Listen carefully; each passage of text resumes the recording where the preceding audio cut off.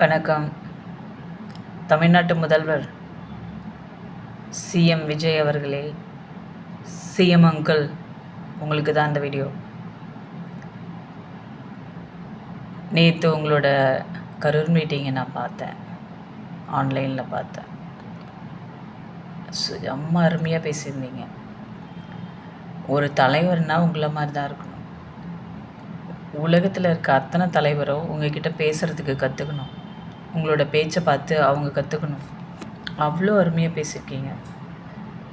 ஒரு தலைவர் எப்படி பேசணுமோ அப்படி பேசியிருக்கீங்க.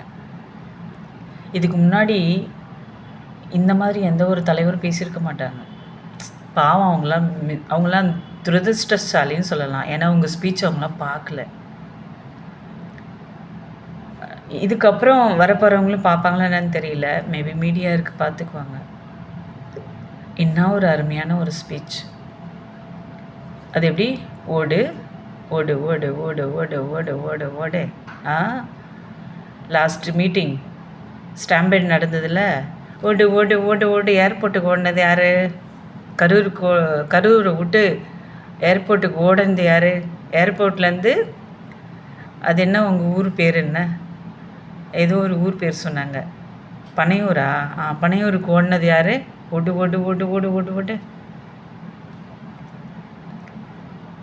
ஓடு ஓடு ஓடு ஓடுன்னு ஓடி தலைமறைவு ஆனது யார்? எங்கே அரெஸ்ட் ஆகிடுவோமோ, அரெஸ்ட் ஆகாமல் அதுலேருந்து தப்பிக்கணும், அரெஸ்ட்டுக்கு பயந்து, புரியுதா, அரெஸ்ட்டுக்கு பயந்து சிபிஐயை தேடி ஓடினது யார்? ஓடு ஓடு ஓடு ஓடு ஓடு. அரெஸ்ட்டுக்கு பயந்து சிபிஐ கிட்ட ஓடினது யார்? ஓடு ஓடு ஓடு ஓடு. நீங்கள் தானே? நீங்கள் ஓடுறத பற்றி பேசுகிறீங்க. ஓடுகாலி கூட்டம்லாம் ஓடுறத பற்றி பேசக்கூடாது. ஓடுகாலி இயக்கம்லாம் ஓடுறத பற்றி பேசக்கூடாது.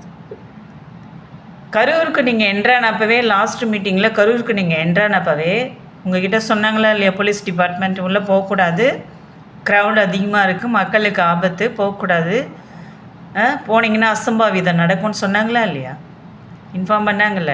நீங்கள் என்ன சொன்னீங்க? நாங்கள் அங்கே தான் போய் பேசுவோம், அங்கே தான் போகணும் அப்படின்னு அடம் பிடிச்சி போனீங்க. 12:30 மணிக்கு அப்பாயின்மெண்ட் போட்டுட்டு 12:30 மணிக்கு அனௌன்ஸ்மெண்ட் பண்ணிவிட்டு நைட்டு 7 மணிக்கு வந்தீங்க. அது யார்? உங்கள் வாயிலேருந்து உண்மையாக வராதா? ஐயோ, அசிங்கமாக இருக்குது. நீங்கள் பேசுறதை பார்க்கவே டென்ஷன் ஆகுது. உங்களை மாதிரி ஒரு தலைவர்கள் இருந்தால் நாடு ஓஹோ ஓஹோ ஓஹோ.